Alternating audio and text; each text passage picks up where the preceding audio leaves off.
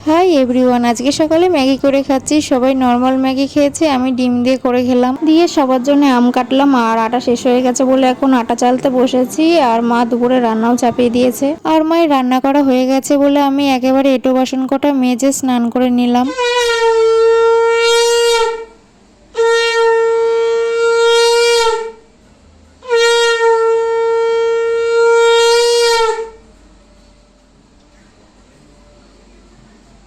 পুজো দেওয়ার পরে বসেছি এখন দুপুরের খাবার খেতে। দুপুরে রান্না হয়েছে ডাল, আলু ভাজা আর ইলিশ মাছের ঝোল।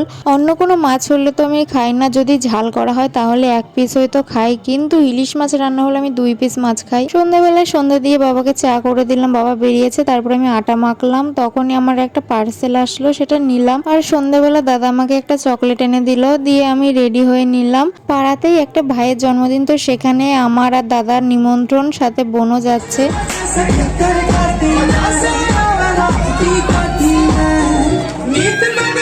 বোন এখানে দাঁড়িয়েছে চিকেন পকোড়া খাওয়ার জন্য, আমাকেও একটা খাইয়ে দিল। তারপরে জন্মদিনের কেক খেলাম, দিয়ে দাদার আমি এখন ফুচকা খাচ্ছি। দিয়ে কিছুক্ষণ পরে বসেছি রাতের খাবার খেতে। আর এদের দেখে সত্যি খুব খারাপ লাগে, এই বয়সে এরকম ভাবে কাজ করছে। তো প্রথমে প্লেটে পড়ে গেছে পনির সাটে, আর বোন প্রথমে ভেবেছে এটা চিকেন, পনির দেখে একটু খেয়ে আর খাইনি। মাছও আমরা খাইনি, আর বাসন্তী পোলাও তো আমি খাই না, তাই ভাত আর চিকেন দিয়েই খেয়েছি। লাস্টে আইসক্রিম খেয়ে কিছুক্ষণ বসে তারপরে বাড়ি চলে আসলাম। তো আজকের ভিডিওটা এইটুকুই। সবাইকে গুড নাইট, টাটা।